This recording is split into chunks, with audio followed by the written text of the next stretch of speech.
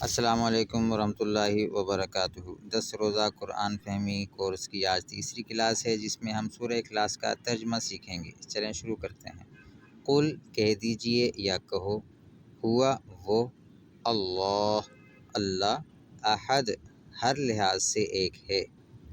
قل هو اللہ احد کہہ دو کہ اللہ ہر لحاظ سے ایک ہے۔ اللہ الصمد کسی کا محتاج نہیں۔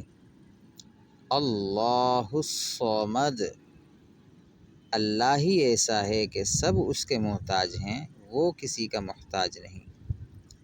لم نہ یا نہیں یلد اس کی کوئی اولاد ہے، و اور لم نہیں ولم اور نہیں یولد وہ کسی کے اولاد ہے۔ لم یلد ولم یولد نہ اس کی کوئی اولاد ہے اور نہ وہ کسی کی اولاد ہے۔